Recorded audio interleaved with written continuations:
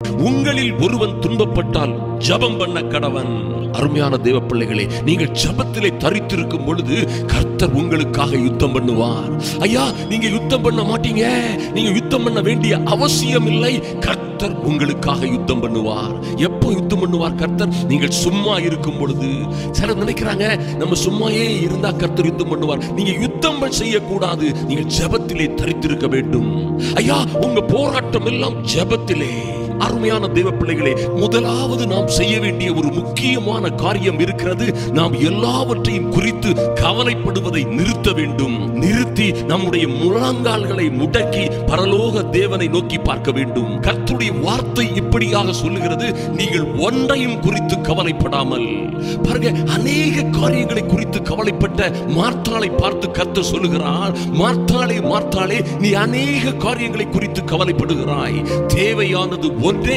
மரியாள் தன்னை விட்டு எடுபடாத, எந்த சூழ்நிலையிலும், எந்த போராட்டத்திலும், எந்த ஆபத்திலும், எந்த துக்கத்திலும், எந்த வேதனையிலும், ஐயா மரணமே வந்தாலும் தன்னை விட்டு எடுபடாத நல்ல பங்கை மரியாள் பெற்றுக்கொண்டாள் என்று கர்த்தர் சொல்லுகிறார். அன்பு சகோதரனே, சகோதரியே, ஒருவேளை உங்களை வெள்ளம் போல ஆபத்துகளும் போராட்டங்களும் துன்பங்களும் வெள்ளமாய் உங்களை சூழ்ந்து கொண்டாலும் கூட கவலைப்படாதிருங்கள். கர்த்தருடைய ஆவியானவர் உங்களுக்காக கொடியேற்றுவதற்காக நீங்கள் செய்ய வேண்டியதெல்லாம், முதலாவது எல்லாவற்றையும் குறித்து கவலைப்படுவதை நிறுத்திவிட்டு நீங்கள் பரலோக தேவனை நோக்கி ஜெபம் பண்ணுங்கள். வருத்தப்பட்டு பாரம் சுமக்கிறவர்களே, நீங்கள் எல்லோரும் என்னிடத்தில் வாருங்கள், நான் உங்களுக்கு விடுதலையை, சுகத்தையை, வெற்றியை, இளைப்பாறுதலை தருவேன் என்று சொன்னாரே, அவரை நோக்கி வாருங்கள்.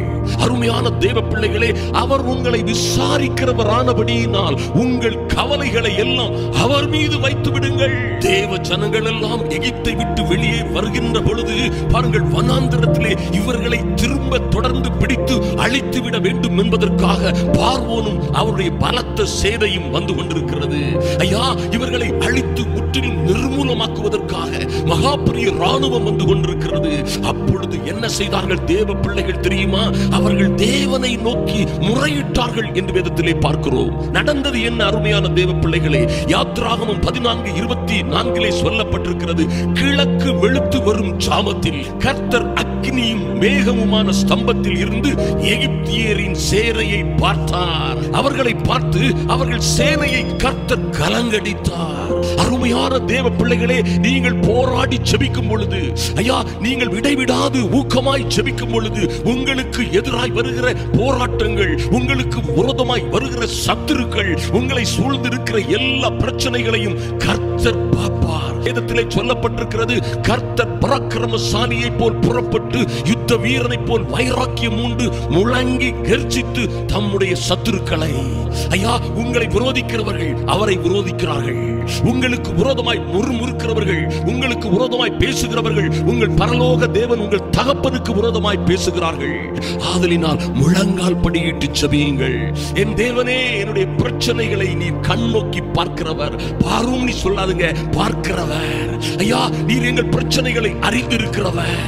எங்களுடைய மதில்கள் எல்லாம் உம்முடைய கண்களுக்கு முன்பாக இருக்கிறது.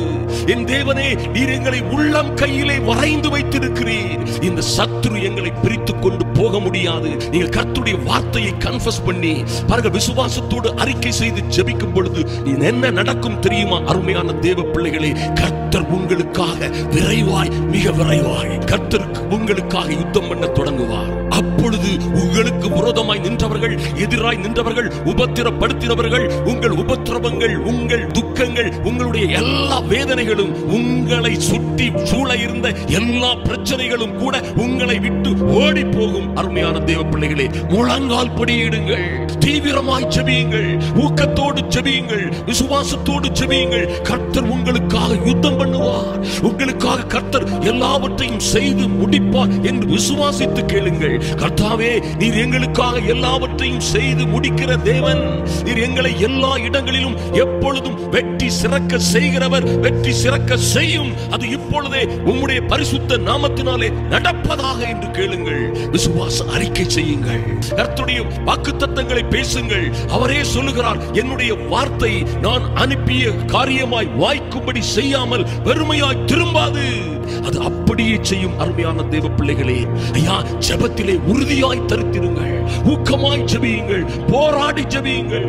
கர்த்தரை போல, ஒரு நல்ல தாவீதை போல, பவுலை போல உங்கள் காரியங்களுக்காக, உங்கள் குடும்பத்திற்காக, உங்கள் பிள்ளைகளுக்காக, தேசத்திலே நடக்கிற அநியாயங்களுக்காக ஊக்கமாய் ஜெபியுங்கள், போராடி ஜெபியுங்கள். கர்த்தர் உங்களுக்காக யுத்தம் பண்ணுவார்.